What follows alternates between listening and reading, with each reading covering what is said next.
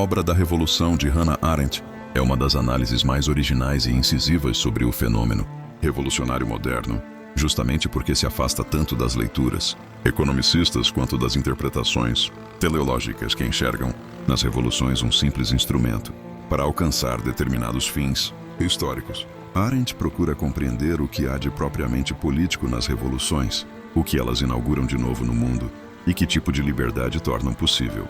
Seu argumento central é que a essência da revolução não reside na libertação de um povo oprimido, nem na substituição de formas de governo, mas na fundação de um novo espaço político capaz de institucionalizar a liberdade como experiência pública. A libertação para Arendt pode ocorrer em diversas situações históricas, mas a liberdade, enquanto participação ativa no espaço público, só se realiza plenamente quando acompanhada de um ato de fundação política duradoura. Ao comparar a Revolução Americana com a Revolução Francesa, Arendt busca ressaltar essa diferença fundamental. Na sua leitura, ambas nasceram de crises profundas, mas seguiram trajetórias distintas porque priorizaram objetivos diferentes. Enquanto os revolucionários franceses se concentraram principalmente na questão social, a miséria do povo, a fome, as desigualdades gritantes, os americanos, em sua visão, estavam mais preocupados em estabelecer um novo corpo político baseado na participação cívica e na institucionalização de conselhos, assembleias e formas duráveis de autogoverno. Para Arendt, não se trata de negar a gravidade da questão social, mas de afirmar que, quando ela toma o centro da cena, o espaço político tende a ser tragado pela urgência da sobrevivência, substituindo a ação livre por processos inevitáveis de necessidade. A política, então, cede lugar à administração da pobreza, e a liberdade deixa de ser um fim para se tornar uma ferramenta instrumentalizada. A crítica arendtiana à Revolução Francesa não é moral, mas estrutural. Ela aponta como o sofrimento material gerou um tipo de compaixão política que, embora nobre, dissolveu a pluralidade, pois na compaixão não há espaço para debate, para divergência ou para ação pública. Há apenas a identificação imediata com a dor do outro e a consequente busca de um fim único considerado imperativo. Essa dinâmica, segundo Arendt, abriu caminho para formas de governo que facilmente escorregam para o terror, já que qualquer oposição ao projeto de redenção social passa a ser vista como traição à humanidade. Em contraste, a Revolução Americana teria conseguido preservar o caráter propriamente político do ato revolucionário porque soube distinguir a esfera social da esfera pública e manter o foco na criação de instituições estáveis. Arendt defende a tese de que o grande fracasso da Revolução Americana não foi ter deixado de resolver a questão social, mas ter abandonado com o tempo a prática concreta da liberdade, que surgira nos conselhos locais e nas assembleias populares. Esses espaços, que davam forma à experiência da ação política direta, foram substituídos por um sistema representativo cada vez mais burocrático, que reduziu o cidadão ao papel de eleitor esporádico. Assim, mesmo a revolução que melhor encarnou a promessa da liberdade acabou, segundo Arendt, por perder o espírito que a havia animado inicialmente. A crítica, portanto, não é nostálgica, mas analítica. A autora busca mostrar que o verdadeiro desafio das revoluções não é apenas derrubar um regime, mas criar instituições que preservem a possibilidade de ação livre ao longo do tempo. A obra também examina o papel do conselho como forma política privilegiada de Arendt.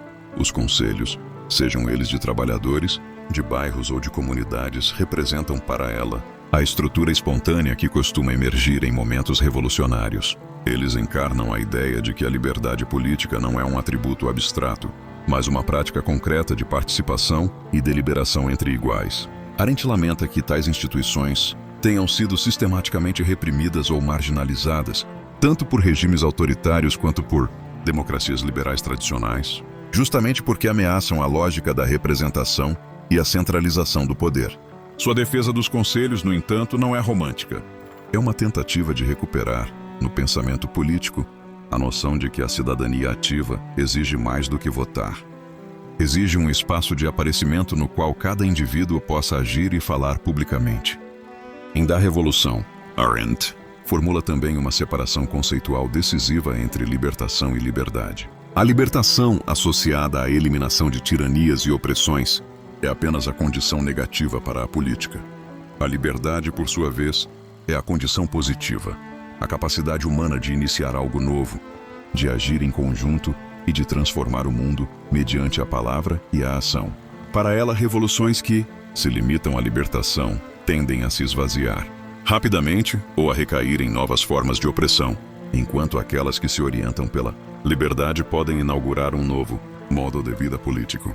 Arendt rejeita a concepção de que as revoluções são inevitáveis e determinadas por leis da história. Pelo contrário, elas são fenômenos essenciais da natalidade humana, a capacidade de começar algo inédito. Assim, o núcleo da revolução está ligado à criatividade política, à fundação e à possibilidade de instituir novas formas de convivência. Nesse ponto, Arendt se aproxima de uma filosofia política que entende a história não como destino, mas como campo de possibilidades abertas pela ação humana. Ao defender essa visão, Arendt polemiza com tradições que submetem a política a categorias econômicas ou a esquemas filosóficos grandiosos. Ela critica tanto o determinismo marxista quanto a ideia liberal de que a política é meramente um instrumento para garantir direitos individuais. Para Arendt, a política é, antes de tudo, o espaço no qual a pluralidade humana se expressa e se organiza. As revoluções revelam esse potencial de forma intensa porque suspendem, temporariamente, o curso normal da vida social e deixam à vista a capacidade humana de fundação. No entanto, esse potencial só se concretiza quando as revoluções geram instituições que preservam o espaço para a ação e não quando são reduzidas a eventos violentos, a luta por poder ou a simples mudança de governantes. Ao longo da obra, Arendt insiste que o fracasso das revoluções modernas não está em sua incapacidade de transformar estruturas sociais, mas na dificuldade de transformar a liberdade inicial em estruturas políticas permanentes. O desafio revolucionário, portanto, não é apenas derrubar velhos regimes, mas inventar novos começos que possam perdurar sem esmagar a ação espontânea que lhes deu origem. É nesse ponto que sua análise se torna simultaneamente crítica e esperançosa. Crítica porque reconhece a recorrente tendência das revoluções à perda de seu impulso político original. Esperançosa porque afirma que a natalidade humana, a capacidade de começar, não desaparece, podendo ressurgir sempre que existirem pessoas dispostas a agir juntas. Da Revolução é, assim, uma obra que reinterpreta profundamente o significado do ato revolucionário. Ela defende que a política deve ser resgatada como espaço de liberdade, inovação e pluralidade, e não reduzida a instrumento para fins sociais ou econômicos. Ao fazer isso, Arendt devolve à revolução seu caráter propriamente humano, não o da violência, mas o do surgimento de um mundo comum novo. É uma defesa da política como arte do começo e da liberdade como ação compartilhada.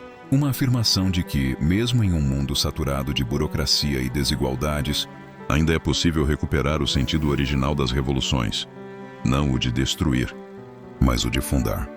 Muito obrigado. Agora que chegamos até aqui, deixe aquela sua curtida e me segue aqui no YouTube. Acione também a notificação para ser avisado quando tivermos um vídeo novo. E sobre qual obra filosófica você quer que eu fale amanhã? Deixe aí nos comentários. Até lá!